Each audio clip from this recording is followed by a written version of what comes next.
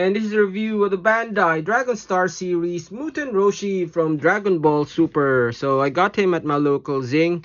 I don't really collect Dragon Stars. I do prefer building the figurized figures, but I wanted a Muten Roshi. Even as a young kid, I really wanted a Muten Roshi figure. I would have preferred, the old small one with the turtle shell, the pervert version of Muten Roshi. But no, this is what is available, and I thought, why not give him a try? Give the Dragon Stars line a try as well. See if it's something that might interest me to collect. So first up, let's have a look at the box. So it's a clean, plain box similar to Marvel Legends and all that. On the side there is a nice figure, a nice image of the buffed up Muten Roshi. There's nothing there, and I guess these are the three figures in the line or in the series.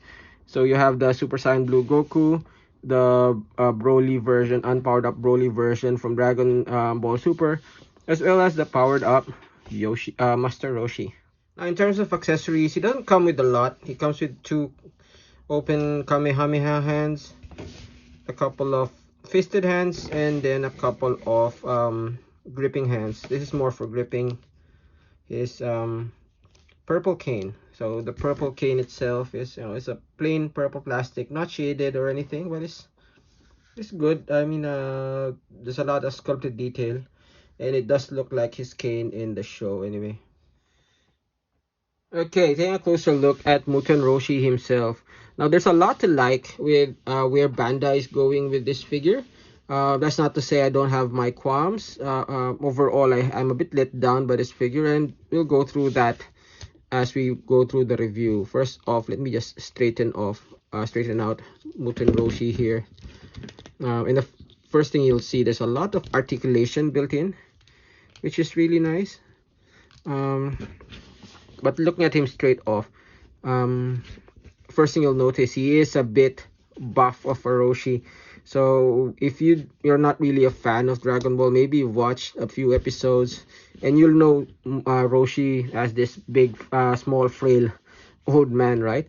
But he does power up quite a bit. So the original Dragon Ball, in one of the first episodes, he does power up to destroy Fire Mountain. And then later on in Dragon Ball Super, he does power up multiple times in the show. He gets quite big. And if I was to have a qualm with this buffness, is that he might not be buff enough, actually. He could stand to be a little bit more buffer. But overall, I think the sculpt is good.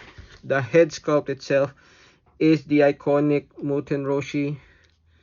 I really like what they did.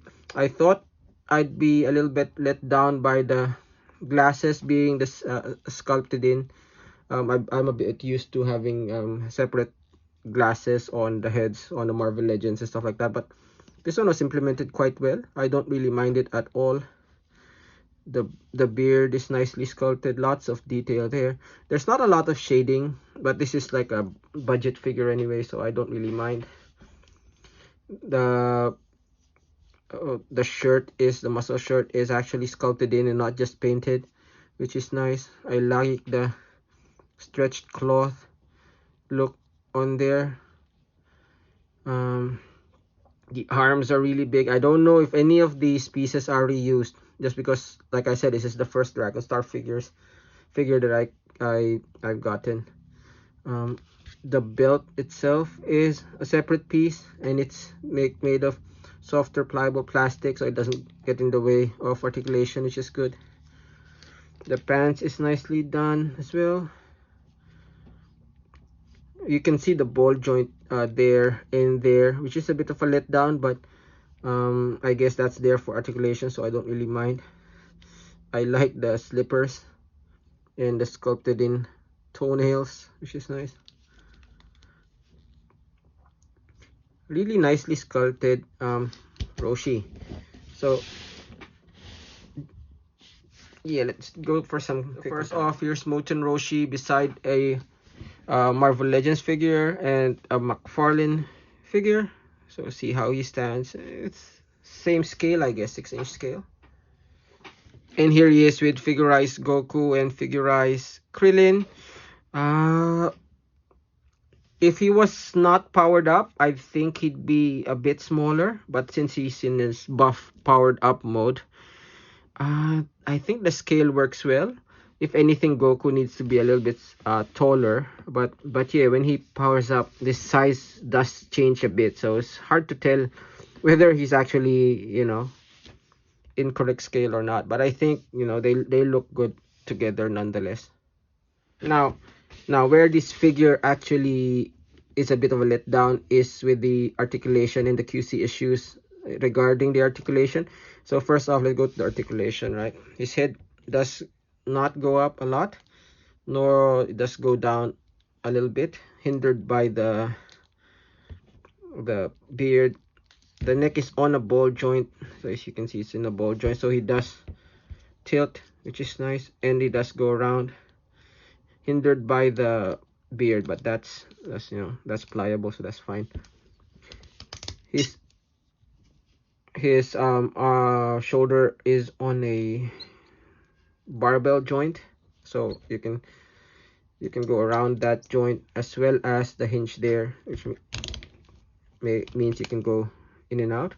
Problem is this thing is a bit loose, so it doesn't keep a pose, and that goes for both arms when you have it extended. I wish you can actually compress it. I don't know if it's just, again, I don't know if it's this big figure or this is a problem with Figurize, or my local copy has a problem. Let me know if you're a Figurize collector, if it's the same thing that you experience. At the top there is a swivel, there's a double jointed elbow, there's a bit of hollowness there, but I don't mind. This one looks a little bit good. I don't mind it at all. The fist is on like similar to a Revoltech joint, so it can go up and down, in and out, wherever you like. Just rotate the fist and then use that joint. There's no ab crunch, which is a bit of a letdown. I wish he had ab crunch, but again, he's a budget figure, so maybe they didn't have budget to accommodate for that. It does swivel, which is okay. His leg can go forward that much, back that much. If you pull it down, it can go higher.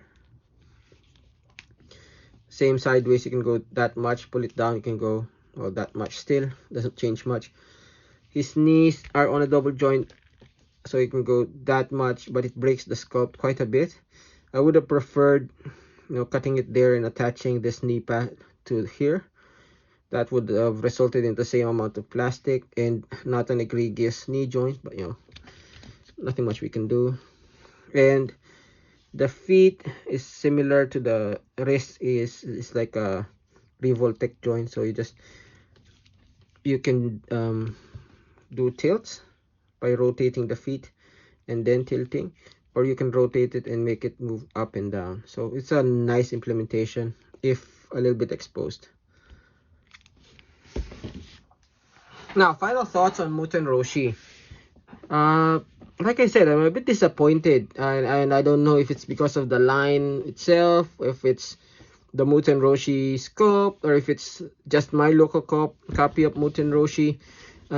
I'm a bit let down by the QC issues. He can't really hold the pose just because of how loose all his joints are. Other than that, I don't mind actually the sculpt, even the breaks in the sculpt and all that. I don't really mind it. And overall, I'm really happy to get a Muten Roshi figure. I just wish he didn't have as many QC issues on all of his joints. Whether I'd recommend him or not, I guess it's up to you. We only really had another Muten Roshi figure. The other one is the SH Figure Arts one, and it's a good one. I'm planning on getting it someday if I have a chance, but we never had like the powered up, buffed up version of Roshi yet, and this is probably the only representation that's available now. So if you're really hankering for one, then this is your only option. It's not a bad figure, like I said, if you can live with the QC issues.